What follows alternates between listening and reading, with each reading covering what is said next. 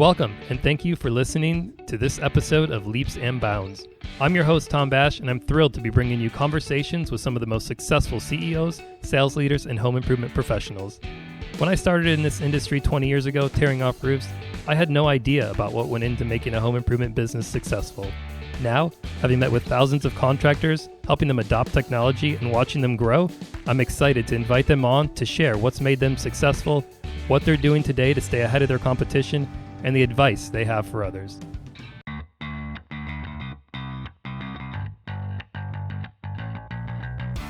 On today's episode, we'll be talking to Dustin Rees, owner and CEO of Gladiator Roofing and Restoration out of Indianapolis, Indiana. Dustin started his business in March, and by the end of the year, had almost $10 million in revenue. His secret?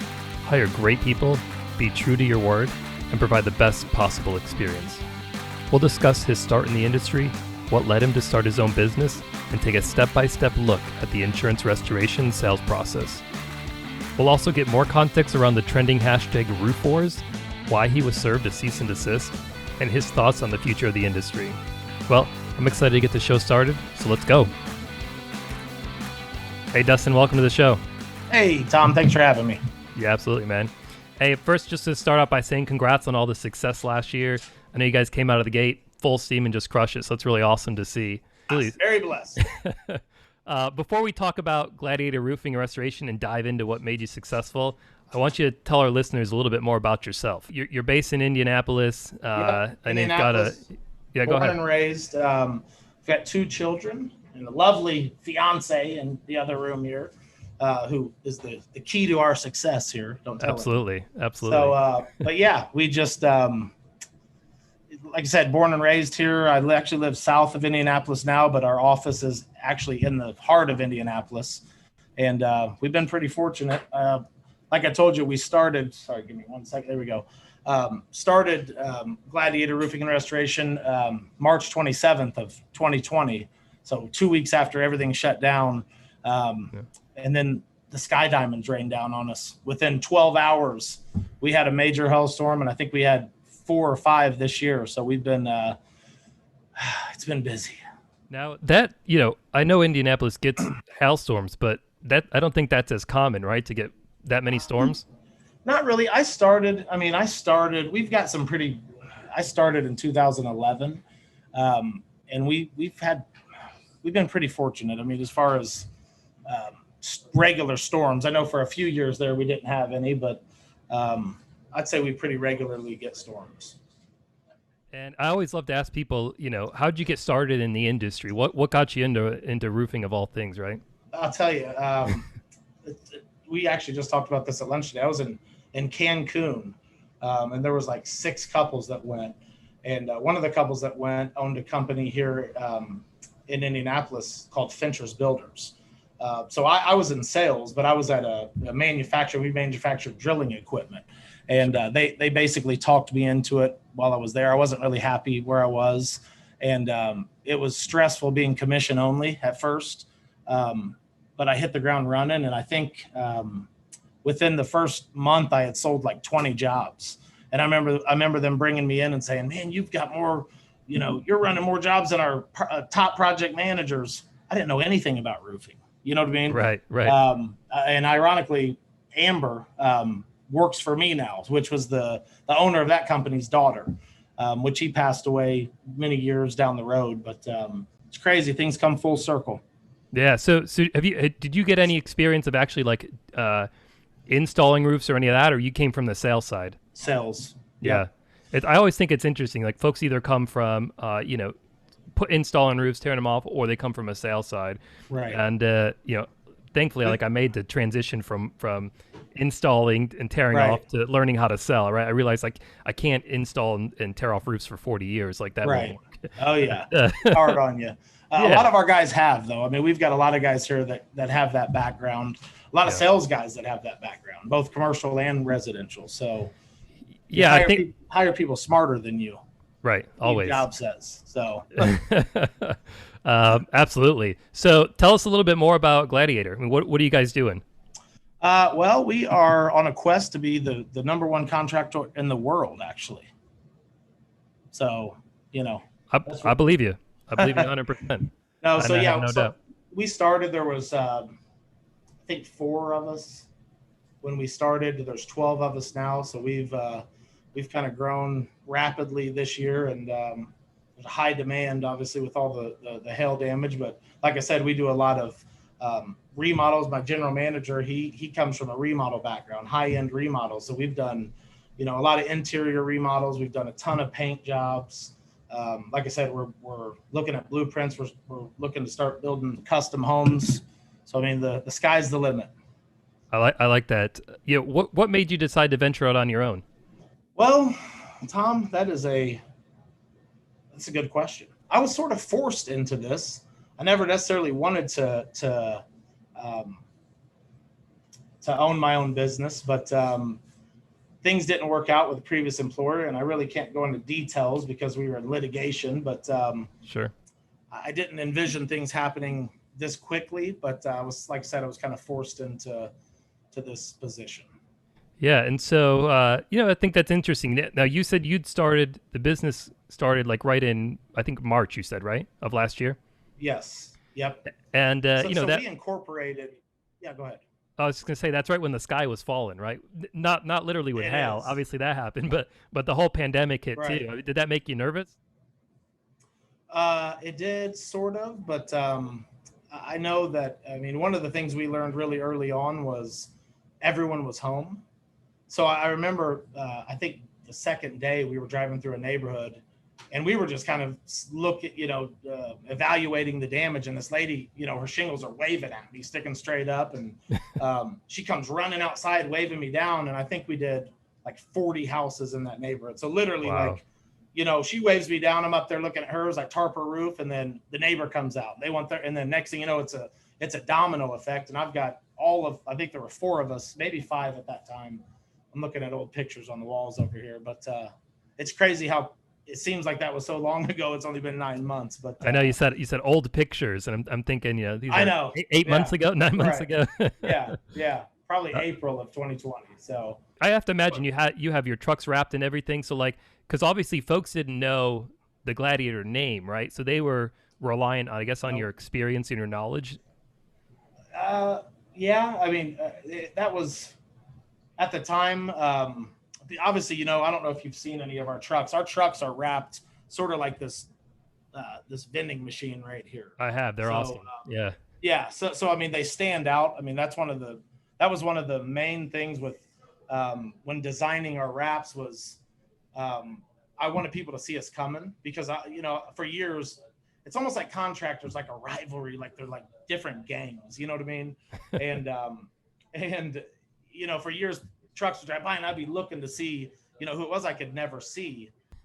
So I wanted people to see us coming. So that's one of the things. I mean, our trucks, you could see them coming a mile away, and I think that's helped. I mean, just with brand recognition and people knowing who we are. But yes, we definitely dealt with those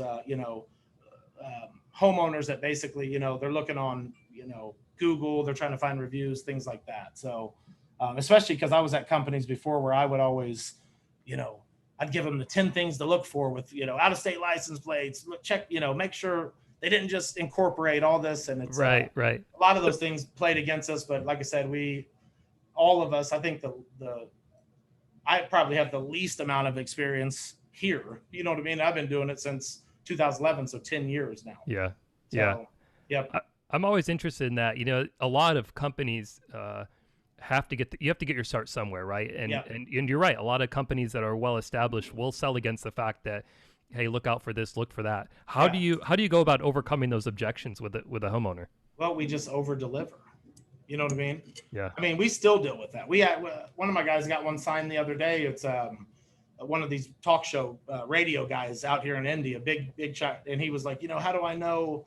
At least at this point, we have a website, we have Facebook, we have a year worth of reviews and things people can go back and look at. But it was difficult in the beginning, but I think the fact that everyone was stuck in their houses, they were just looking for something to do. So a lot of these people were having us, inspect their houses, and then it just turned into what, to many jobs, and then we just grew from there. So Yeah, no, that makes a lot of sense. I'd be remiss if I didn't ask you about this Roof Wars sign that you have in the background. So I have real life roof wars that I've really got going on with some other companies that shall forever remain nameless. But Sure. so that's kind of where that started, and it was more throwing it at, I hate to say it sounds petty, like throwing it in people's faces, but I mean, there was, the company that I came from, I mean, we were doing a lot more commercial. One of our jobs was a $6 million job. Sure. I mean, we had $1 million jobs and $500,000 jobs, big jobs all over the place. So it was kind of, I started hashtagging roof wars kind of as a jab at the company that I came from, that I helped build and got shit on, so that's kind of how it started. And then, I was on a job site. It's so funny. I was just looking through my videos of Aaron Christie because he's an idiot. And he pulled up one of my job sites in like April, and I've got a video. And at the time, I didn't think anything of it. I'm sitting there talking to him like, dude, get out of here. You know what I mean? And I leave. And about 2 days later, I find a magnet on my bumper.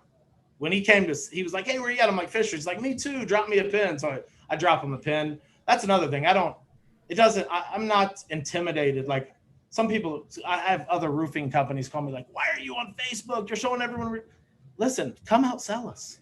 If you're that much better, if you're worried about someone knowing where you're working, to me, that's insecure. I mean, I know when I started in this business, Phil Fentress told me, he said, you want to be successful in this business? It was my very first day. Well, first of all, I show up in dress clothes. I got dress shoes on and shit. I have no clue. I just came from a sales office where I'm talking to people all over the world. And he's like, you want to be successful in this business? I said, yeah. He said, you're not going to do it working 9 to 5. And I was like, oh, okay. So that kind of scared me at first. And then he was like, but let me tell you something. If you learn this business, you can go anywhere on earth, because every single building on earth has a roof on it. And I was thinking, damn, like, that always stuck with me. You know what I mean? Yeah. And it's so true. I mean, we have goals of getting down to Florida. I mean, that's the main goal, is we want to open an office down South Florida. So it'll happen. We'll get there eventually. Yeah, no, those are great goals. And you are certainly in a market that has a lot of good companies, right? Yeah, oh, yeah. I was, I guess I'd say, introduced to you, be a good friend, Daniel Young, right? And Daniel's been on the podcast. And, I think it's really cool that you guys are very open and collaborative. What's that like, working with, I'd say, competitors in the market? So I grew up with Daniel. I don't know how much he's told you about our background, but we grew up in the same neighborhood as kids. And it's so weird. You would have never thought either one of us would end up owning roofing companies, or even be, in the construction field. But I don't look at it that way. I mean, honestly, I would say the top 5 people I talk to on a daily basis, 4 of them own roofing companies. You know what I mean? We're constantly helping each other, giving each other advice, helping with supplements. As far as I don't consider any of them competitors. I really don't consider anyone competitors. I believe that there's enough work to go around, and I think, people buy from people, and as long as you stand behind what you're doing, you can have a long run in this business. But we plan on it. We're just now crawling, buddy. We got big plans. Like I said, we just got the keys to our new office today, so that'll be our world headquarters. So we plan on expanding and keep growing and doing what we're doing. That's awesome. So now I think it's noteworthy to you guys started in March. You guys did really well last year. How were you able to achieve such success? Well, like I said, first let me say this. I truly believe I think I'm different than most salesmen in this business, because I thrive in areas that have not recently been hit with hail. I feel like when areas get hit with hail, every contractor is like, it's almost like Halloween. You know what I mean? You can't knock on people's door when you're the 15th person today to knock on it. They're opening the door with a shotgun, saying, buddy, you don't even have to speak. Just get off my porch. You know what I mean? Right. But a few years ago when I started the company I came from, I started it. I basically had an investor who had money. I went to him, said, let's start a roofing company. He was the money. I was the brains and the hustle. I had the inside industry experience. So So what I was getting at is basically I was given a truck and a set of keys and said, "Here, make it happen." Nobody knew who we were. I joke and say that was Gladiator school, but it really was, because I learned how to basically take a nothing and turn it to something. And the whole no roof left behind, I got to admit, I stole that from Lee Haight, but it was so true. We were going to all these commercial buildings, churches, things that people had driven right past and went into neighborhoods every day, places they didn't stop. And I, inspected these roofs and convinced them to file claims. And, I think my first year I did 4.5 million in sales myself. And my second year I did 8.9 million there. That's great. So, I mean, we had big things going on there. So yeah. What'd you guys close out the year last year doing at Gladiator? it was just under 10 million. Yeah, that's great. I don't have the exact numbers, but yeah, it was above 9 million and below 10, somewhere in there. Yeah. So that's great. What's your plan? Looking at next year, are you looking to I guess I should say, how much are you looking to grow next year? Well, I will say, as far as this year, I should say. Yeah, I should say this year. We're wanting to get into more commercial roofing, more multifamily. One of the jobs I did last year, I couldn't have started this company if it wasn't for that job. So I think multifamily, commercial, industrial, things like that, we're wanting to get into, more than residential. As far as goals, we have a meeting for we've got a meeting. Our business development manager, she's out of town this week. And those are some of the things we're going to discuss next week. Yeah, that's great. Are you looking to expand in, I know you mentioned Florida, but other markets, even, Indianapolis is such a great place because you got Cincinnati, you've got Louisville, you've got Columbus, you got all these places, within like a 2-hour drive of you. Are you looking at, possibly expanding into those markets? We haven't really discussed that. I mean, it's still kind of early, so it's hard to say what the future holds. Sure. I know Florida is just something that I feel like I've always been pulled towards, and I definitely want to get down there. I'm not sure if you know Lee Haight, but I stopped by. I was down in Fort Lauderdale last summer and swung over to Naples and kind of met with him. And I just feel like that's where we need to be for sure. So, but I mean, you've got companies that are, in 40 different states. I mean, it's hard to say. It's hard to say what the future holds. Sure. Absolutely. I'd love to know, what lessons did you learn throughout your career that helped prepare you to run a business? That's a good question. Or maybe what do you think, was the most important thing you learned? I could tell you, the most important thing I learned would be, don't wait on someone else to come save you. Save yourself. You know what I mean? I've been stolen from more times than Dollar General in this business. And it was finally like, you know what? I'm done working my ass off, getting my commissions not paid, or things don't work out. So the only way to prevent that is be the guy that signs the checks. So, sure. But I think I've learned lessons as far as how not to treat my employees. When the secret is everyone has to win. So you get a lot of these roofing guys that, the owners, they're hoarding money. They're not paying their guys. And it's like, you're not going to keep good people, when you treat people like that. So that's been one of the biggest lessons. And I think that's what attracts people to work here. And that's what's going to keep people here is, saying what we, do what we say and say what we, you know what I'm trying to say. Just keeping our word, basically. Yeah, no, absolutely. Yeah, I think that's critical. And, we talked a little bit about this, but hiring or having the right people on board is really critical. And you feel like you've got those people in place? 100%. I've never had a stronger team. Any company I've ever been at, we've never had a stronger team. And I'm very selective. I've had hundreds, possibly thousands people reaching out all the time, sending resumes, calling, Facebook, how do I get on? Put me on. It's like, I'm very selective at this point just because we're such a new company, and, these renegade sales guys get out there and can ruin your name in, a week. You know what I'm saying? Some of those reviews don't disappear. So, we're very selective on who we hire and just making sure we keep, the ethics and just everything, in line. What type of change do you see coming in the future for the industry? Not so specifically to your plans for next year, but what do you see? What kind of trends do you think are going to continue?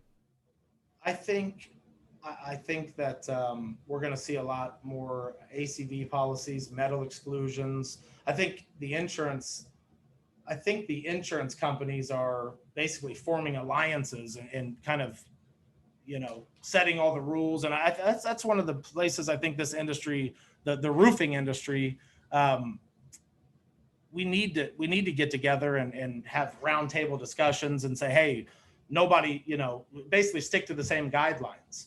But I think the insurance companies are definitely going to get tighter as time goes on. I've seen a lot of, ACV after, such and such, or ACV on the roof only, or metal exclusions on metal roofs or open valleys, just things. These homeowners, they have no clue. They don't realize that, the metal exclusions are going to keep them from really ever getting anything replaced.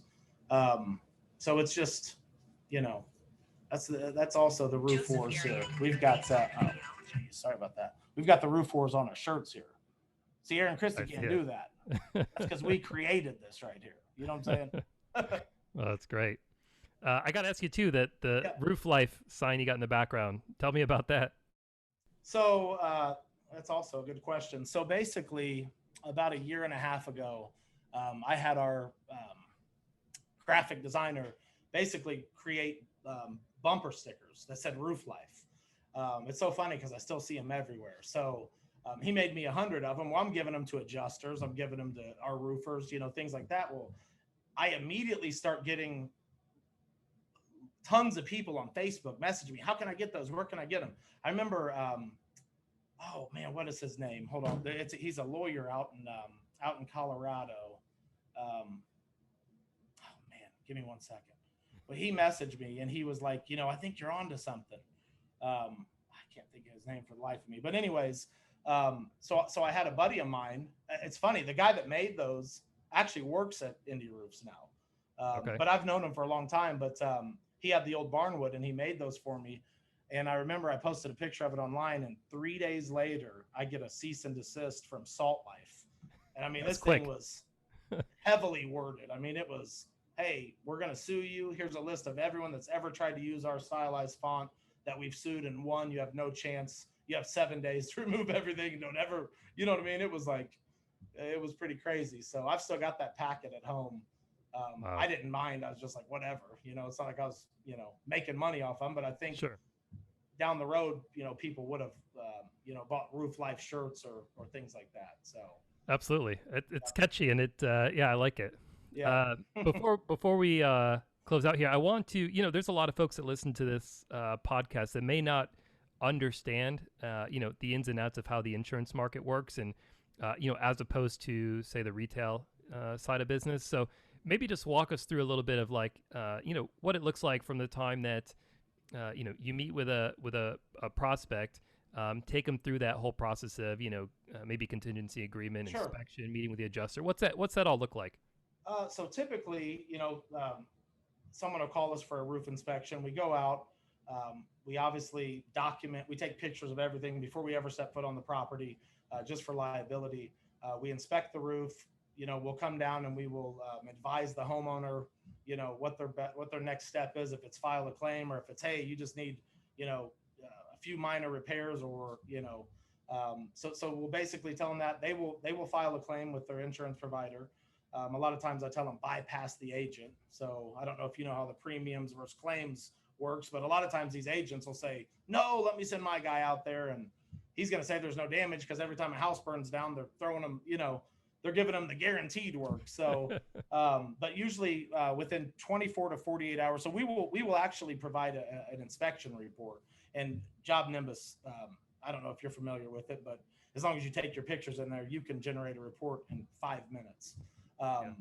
We'll send it to them. We'll tell them to file a claim. Usually 24 to 48 hours, an adjuster will call them back, and schedule a time. I tell everyone, make sure we're there. It's like going to court without a lawyer. You definitely want someone here to advocate on your behalf. And one of the things I always tell my guys, we never argue with adjusters. We're going to see them 100 more times this year. do not go out there and be the jackass that pulls the ladder off the roof and leaves them up there and flips them off in front of the homeowner and peels out, and there's Does a lot that of really guys, happen? Oh, it happens all the time. I have adjusters tell me that all the time, that people leave them on roofs. It's like, Yeah.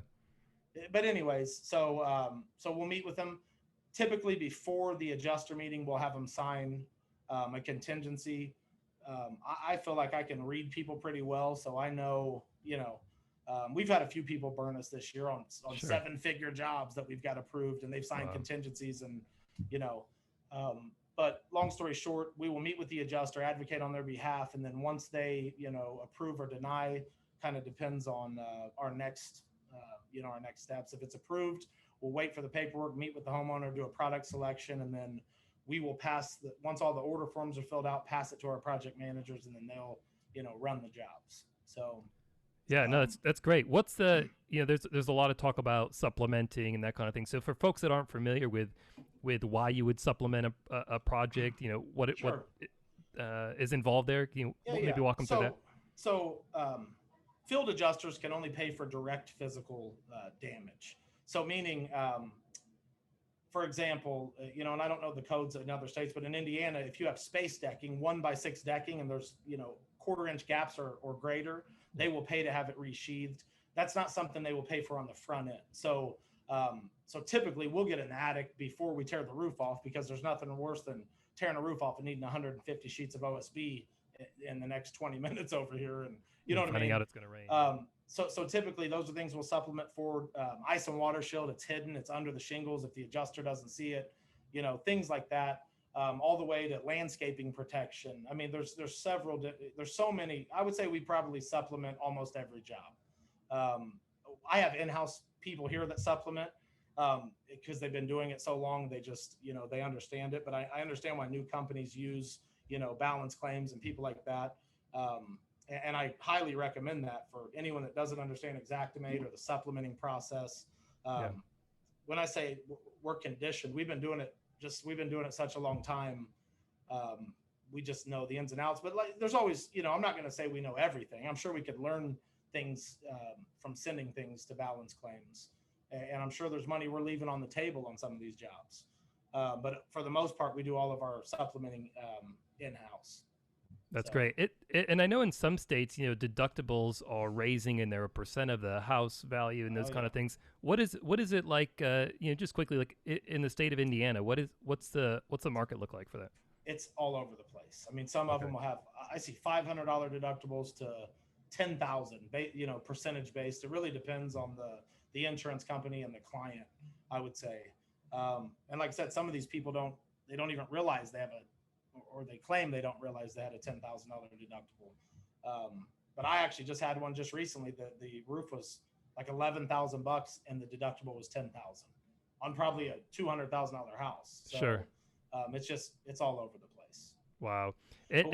But we do offer financing. So that also helps some of these homeowners that can't pay it, because obviously it's illegal to not pay your deductible. Right. I was going to ask, I feel like a lot of what you and the team do is educate the homeowners on the process and what to expect, and their not their rights, but just educate them about the experience in the process. Expect. Yes, because most homeowners don't know, if you've never been through that process of what does it mean to file a claim and to go through that process. Do you find it that a lot of contractors, like sales reps, when they go out to a home and they're doing this, do you find that they often meet with the adjuster, or do you think that's less common? We meet with the adjuster every time. That's something I personally never miss an adjuster meeting, and mainly just to point out what, I guess I don't want to tell someone. I don't want to tell someone to file a claim and then not show up to the adjuster meeting. The adjuster denies it, and then they go, "Well, he told me," and I'm not there to say why. You know what I mean? I think it's a bad look to not show up to adjuster meetings. I know a lot of contractors don't. It's kind of just throwing shit at the wall and seeing what sticks. But we plan on being here a long time, and our reputation is everything. It's all you got, really. So stand behind what you do, and if you tell someone to file a claim, be there to point out why you told the homeowner file a claim, because with some of these companies, whether it's approved or denied, it still counts as a claim. So right. Right. Whether they approve anything, it still counts as a claim. Two strikes, a lot of these companies in 3 years, they're going to drop you. Yep. So, yep. That's important information. I think it's helpful for folks that are listening that don't understand the nuances of the insurance side of the business. Yeah. As we wrap up here, just want to know, what advice do you have for others that may be in a similar position where they're looking, we're in the beginning of the year and folks are going to be looking to possibly start a business right this time of year before the season starts. What kind of advice do you have for them, as they may look to start a new venture? Don't do it. There's no money in it. You're going to have a lot of sleepless nights. Do you have a family? You have kids? You like spending time with them? No, I'm just kidding. What advice do I have? Just keep grinding. I mean, keep going. Yeah. I think when things really changed for me is when a lot of these companies I was working at, these guys would get in at 10 or 11. They go to the gym in the morning, get in 10, 11, go to lunch, come back, bullshit around until 5 o'clock. Then they go to these neighborhoods and wait for people to get home. I think when things changed for us was when we started working, getting up early and where are all these people at during the day? They're at work. So why not go to their commercial buildings, talk to whoever's in charge there. And once you do that roof, you've got 100 employees inside that all have houses. And I mean, that formula kind of worked and we just kept running with it. And, I think that's part of the reason that we've been successful, thus far, I should say. Yeah, absolutely. That's great. Well, look, hey, I really appreciate the time today. I think folks are really going to find this episode interesting. So I appreciate that. And I wish you a lot of success, this year coming up. Yes, sir. Awesome. I appreciate you having me, buddy. Thank you. Well, that'll do it for today's show. I truly hope you enjoyed this episode of Leaps and Bounds. If you did, be sure to leave us a 5-star rating and review and subscribe to the podcast. We look forward to bringing you more exclusive conversations with some of the most successful home improvement leaders. If you're interested in learning more about Leap, be sure to check us out at leapdigital.com or follow us on our social channels. Until next time, see ya.